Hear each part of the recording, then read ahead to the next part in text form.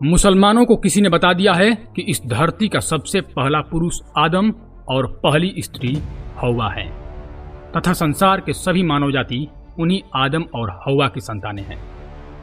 लेकिन मैं आज उन्हें असली बात बताने वाला हूं जिसे सुनकर उनका पूरा भ्रम दूर हो जाएगा। दोस्तों, सनातन धर्म के अनुसार मनु संसार के प्रथम योगी पुरुष थे। प्रथम मनु का नाम स्वयंभू मनु था, जिनके संग प्रथम स्त्री थी शत्रुपा। बिना माता पिता के उत्पन्न होने के कारण वे स्वयंभू कहलाए। इन्हीं प्रथम पुरुष और प्रथम स्त्री की संतानों से संसार के समस्त जनों की उत्पत्ति हुई।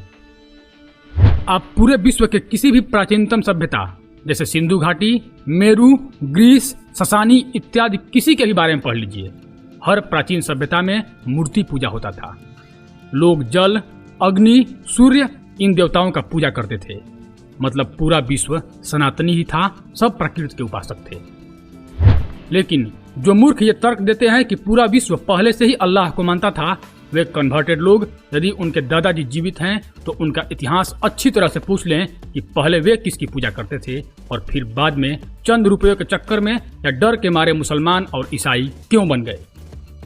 आपको ज्यादा दूर नहीं जाना है।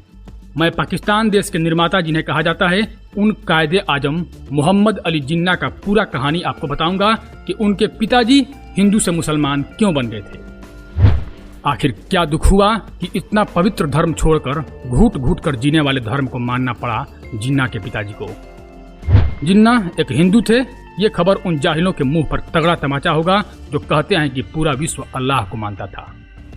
दोस्तों, ये संयोग कहें या कुछ और, लेकिन हिंदुस्तान के राष्ट्रपिता और पाकिस्तान के राष्ट्रपिता या बाबा कौम दोनों ही गुजरात के एक ही इलाके से ताल्लुक रखते थे। जी हाँ दोस्तों, उस इलाके को कठियावाड़ या सौराष्ट्र कहा जाता है, जिनमें पोरबंदर, राजकोट, जूनागढ़, सुरेंद्रनगर इत्यादि जिला आते हैं। महात्मा गांधी पोरबंदर से थे और मोहम्मद अली जिन्ना भी पास में ही राजकोट जिले के पानेली गांव के रहने वाले थे। उनके दादाजी का नाम पुंजा भाई ठक्कर था, जो हिंदू थे। धीरे धीरे पुंजा भाई मछली के कारोबार में घुस गए। पुंजा भाई लोहना जाति से ताल्लुक रखते थे और उनकी बिरादरी वालों को उनका ये बिजनेस नापसंद था, क्योंकि लोहना कट्टर तौर पर शाकाहारी होते थे और धार्मिक तौर पर मांसाहार से सख्त परहेज करते थे। लोहना मूल तौर पर वैसे होते हैं जो गुजरात, सिंध और कच्छ में होते हैं। ये भगवान कृष्ण के सच्चे भक्त माने जाते हैं। भगवान कृष्ण की नगरी द्वारिका भी इस क्षेत्र के पास में ही है। जब जिन्ना के दादाजी पुंजा भाई ने मछली का कारोबार शुरू किया तो उनके जाति से इसका विरोध होना शुरू हो गया। उनसे कहा गया कि अगर उन्होंने इस बिजनेस से हाथ नहीं खींचे तो उन्हें जाति से बहिष्कृत कर दिया जाएगा। पुंजा भाई ने बिजनेस जारी रखने के साथ जाति और समुदाय में लौटने का प्रयास किया, लेकिन बात नहीं बनी। उनका बहिष्कार जारी रहा। इस बहिष्कार के बाद भी पुंजा भाई तो लगातार हिंदू बने रहे और अपनी जाति में मिलने का कोशिश करते रहे। लेकिन उनके बेटे जिन्ना भाई ठक्कर, जो कि मोहम्मद अली जिन्ना के पिताजी थे, उन्होंने गुस्से में पत्नी मीठीबाई के साथ अपने 7 संतानों का धर्म ही बदल डाला। वे सभी लोग मुस्लिम बन गए। हालांकि पुंजा भाई के बाकी 3 बेटे हिंदू धर्म में ही रहे। जिन्ना के पिताजी जेना भाई ठक्कर को उनके भाइयों और उनके पिताजी ने उनको मुस्लिम बन जाने पर बहुत बुरा भला कहा और अपमान के साथ घर से निकाल दिया। उसके बाद जेना भाई गुजरात के काठियावाड़ से कराची चले गए। जिन्ना के सभी रिश्तेदार अब भी हिंदू हैं और गुजरात में ही रहते हैं। उनका 2 मंजिला मकान आज भी पानेली गांव में है, जिनमें आजकल कोई और रहता है।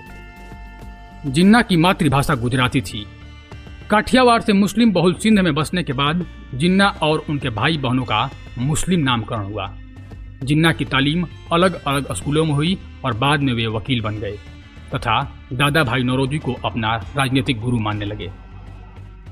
जिन्ना को भी लोग जिन्ना भाई कहकर पुकारते थे। बाद में इसे बदलकर मोहम्मद अली जिन्ना कर दिया गया।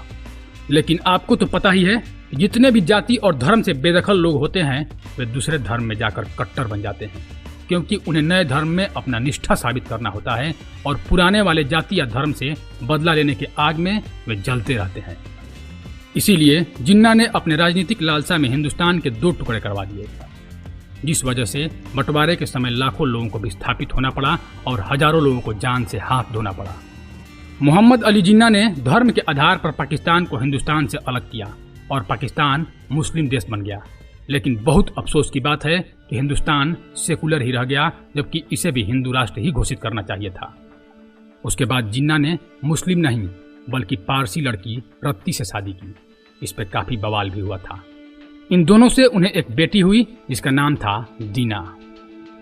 बेटी ने भी पारसी लड़के नवेली वाडिया से शादी कर ली और बंटवारे के बाद वो मुंबई में रहते थे। अब जिन्ना के नाती भी पारसी हैं, ना कि मुस्लिम। तो दोस्तों, ये भी सब लोग जान जाएं कि जितने भी हिंदुस्तान के मुसलमान हैं ये कोई अरब से नहीं आए हैं, बल्कि सभी हिंदू से मुस्लिम में कन्वर्ट हुए हैं या करवाए गए हैं। तो धन्यवाद दोस्तों, मैं आपका दोस्त रजनीकांत ओझा। यदि आपको यह कहानी अच्छी लगी हो तो कृपया हमारे चैनल को सब्सक्राइब कर दें। धन्यवाद।